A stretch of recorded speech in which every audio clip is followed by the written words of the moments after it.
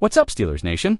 Before we dive into today's exclusive news, don't forget this team is doing everything it can to improve, upgrade the roster, and bring a 7th Lombardi trophy back to the city of Pittsburgh. And here, on the channel, we're doing the same, getting sharper, bringing you the latest insider news, and holding nothing back. So smash that like button to support the grind. And let's jump right into a topic that's got the whole fan base buzzing. Let's be real. The trade that sent Minkah Fitzpatrick to the Miami Dolphins hit a lot of fans like a punch to the gut. Fitzpatrick was a leader, a playmaker, and a centerpiece of this defense for years. But when you look at the bigger picture, did the Steelers actually upgrade? Former NFL player and current FS1 analyst Will Blackman seems to think so. He's not holding back, I think. Wholeheartedly, they got better, Blackman said on F1's The Facility. And you know what? After seeing how Omar Khan attacked this offseason, it's hard to argue. This wasn't just about subtracting Fitzpatrick. It was about reshaping the identity of the secondary and doing it with a proven winner in Juan Thornhill and a versatile weapon in Jalen Ramsey. Blackman pointed straight to Thornhill when discussing the impact. You lose Minkah, but you've got a leader back there who knows exactly what to do, who knows exactly what it takes to win championships. Juan Thornhill may not have the name recognition of Minkah Fitzpatrick right now, but he brings something incredibly valuable. Rings, 2 of them in fact, from his time with the Kansas City Chiefs. He's been to the mountaintop, and he knows how to get back there. Let's take a closer look at Thornhill's credentials. This guy has 74 career starts. He's only 29. And while injuries have slowed him down the last couple of years, the talent is still there. The former second-round pick has the range, the instincts, and the IQ to thrive in Pittsburgh's system. But here's the real X factor. He's healthy now, after dealing with injuries in Cleveland and playing only 11 games in each of the past 2 seasons. Thornhill comes to Pittsburgh with a clean bill of health and a massive opportunity in front of him. If he can return to his Kansas City form, and that's a big if, the Steelers could be looking at one of the steals of the offseason. And don't forget, he's going to have Jalen Ramsey next to him. That's a future Hall of Famer, who's now being asked to play more safety than ever before. It's a bold strategy, one that head coach Mike Tomlin has already publicly defended. But with Thornhill and Ramsey together, along with guys like Joey Porter Jr. and Darius Slay on the outside, this secondary could quietly become one of the most dynamic and dangerous in the entire AFC. Let's talk playoffs. Steelers fans have been waiting nearly a decade for a postseason win. The drought stretches back to 2016. And it's been frustrating watching the team stumble year after year despite talented rosters. But Blackman believes that changes in 2025. I got them actually winning a playoff game this year, he said. A huge vote of confidence. And it speaks to the belief that this team has done enough on both sides of the ball to make some serious noise come January. But if there's one thing still hanging over this team like a dark cloud, it's the contract situation with the heart of this defense. ...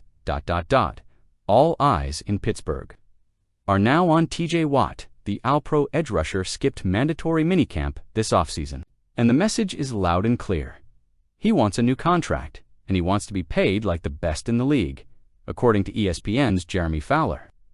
The Steelers do want to keep Watt badly, but this negotiation isn't simple.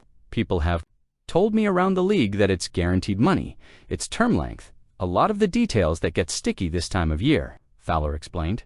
That's where things are stalled.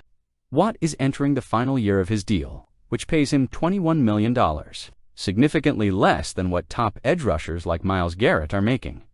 Let's not forget, Garrett just got a jaw-dropping $40 million per year from the Browns. And that's where the problem lies. If the Steelers want to keep Watt long-term, they may have to go even higher than that. Historically, the Steelers like to get these big extensions done either just before training camp or in the days leading up to the regular season. And that lines up with Fowler's report, which says the organization still expects Watt to become the highest-paid edge rusher when this is all said and done. But the longer they wait, the more the pressure builds. And let's be honest, fans are watching closely. Nobody wants to see Watt walk. Nobody wants to see this drag into the season and create unnecessary distractions. If you're going all-in with Aaron Rodgers, if you're reshaping your defense with Ramsey and Thornhill, you can't let your best defensive player feel like an afterthought. despite some whispers about trade interest around the league. Fowler, shut that down quickly. There's not a lot of traction right now as far as a potential trade, though there would certainly be a lot of interest if the Steelers would tap into that. Translation: the Steelers aren't listening. At least, not yet, and that's the right move. Watt isn't just a pass rusher. He's a leader, a game changer, and the emotional core of this defense. Trading him, especially after already parting ways with Fitzpatrick, would be a move the locker room might not recover from. According to ESPN's Peter Schrager, the vibe inside the Steelers building has completely changed. A renewed sense of purpose.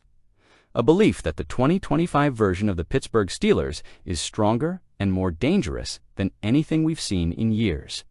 Why? Because Pittsburgh didn't just tinker with the roster this offseason, they transformed it. Bold moves, big signings, and a completely different offensive identity are setting the stage for something special.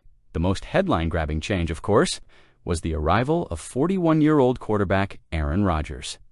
That's right, folks. After a long, dramatic offseason of rumors, questions, and will he or won't he talk, Rodgers finally signed with the Steelers. And even at age 41, the belief is that he still has enough juice to lead a postseason run.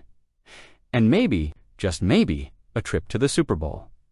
Schrager didn't hold back when describing the Steelers' revamped outlook. To me, this is the best situation that Pittsburgh's been in years. These guys are going to galvanize and rally around Aaron Rodgers. And he's absolutely right. This isn't about hype, this is about balance, leadership, and depth across the board. Let's talk offense first. With Rodgers under center, the team finally has a steady veteran presence capable of executing the offense at a high level. His football IQ, leadership, and deep playoff experience are what this team has been missing in recent years. At running back, Jaylen Warren is stepping up into the RB1 role, with rookie Caleb Johnson and Kenneth Gainwell behind him. It's a trio that brings speed, toughness, and versatility, and a huge upgrade from what we saw at the end of last season. The wide receiver room, that's where it gets really interesting. Yes, losing George Pickens was a tough pill to swallow, but you can't forget the Steelers made a preemptive move to bring in Seahawks star DK Metcalf. At 6'4", 235 pounds, Metcalf is a nightmare matchup and exactly the type of big-bodied receiver Rodgers has thrived with in the past. So when Schrager says they didn't go and pay DK Metcalf $30 million to not have Super Bowl expectations, he's absolutely right. Pittsburgh isn't just making moves to stay competitive, they're making moves to win it all. Let's be real, there are plenty of people around the league who still aren't sold on this team. And the number one concern, Aaron Rodgers. Age, he's 41. He's coming off a disappointing year in New York, where the Jets won just 5 games. He wasn't mobile, he wasn't sharp, and many believe his best football is long behind him. But inside the Steelers organization, that's not the feeling at all. This is the Pittsburgh Steelers, Schrager emphasized, and they think these moves make them better than last year. That belief matters. It matters in the locker room. It matters in training camp, and it matters in the postseason. Remember, last year's team made the playoffs, but barely. They fizzled out in the wild card round yet again, continuing a painful trend. The Steelers haven't won a playoff game since 2016. This team believes that streak ends in 2025. If you're looking for reasons to believe in this team, look no further than the depth chart. Let's take a moment to appreciate just how stacked this roster now is. Quarterback, Aaron Rodgers, with Will Howard waiting in the wings. Running backs, Jaylen Warren, Caleb Johnson, Kenneth Gainwell. Wide receivers, DK Metcalf, Calvin Austin, 3, Roman Wilson, plus potential midseason additions. Tight ends, Pat Freiermuth, Jonnu Smith, Darnell Washington. Offensive line, young, hungry, and led by Zach Frazier and Broderick Jones. Defense, still anchored by TJ Watt, pending contract extension, Cam Hayward, and a revamped secondary featuring Jalen Ramsey, Darius Slay, Joey Porter Jr., and Juan Thornhill. That's not just talent, that's championship caliber balance. And yes, there are question marks. Thornhill has to stay healthy. Ramsey has to adjust to playing more safety. Rodgers has to deliver. But when you stack up this 2025 roster against the rest of the AFC, Pittsburgh is absolutely in the mix. Here's the bottom line. Steelers fans, this is a team with real expectations in 2025. Aaron Rodgers is here. Jalen Ramsey is here. The defense is loaded with stars, and Juan Thornhill might just be the missing piece that helps stabilize the secondary post-Minka. But all of that hinges on one thing: cohesion. You need Watt locked in. You need Ramsey to deliver in a new role. And you need Thornhill to bounce back and remind the league what he's capable of. If all those pieces fall into place, the Steelers can absolutely win that elusive playoff game, and maybe even more. But if they don't, if Watt's situation drags, or Thornhill can't stay healthy, then all this off-season excitement might fizzle out before the fireworks even begin. What do you think about the Fitzpatrick for Ramsey swap? Do you trust Juan Thornhill to hold down the safety position? And how far should the team go to keep TJ Watt in Pittsburgh for the long haul? Let me know in the comments below. I want to hear your take.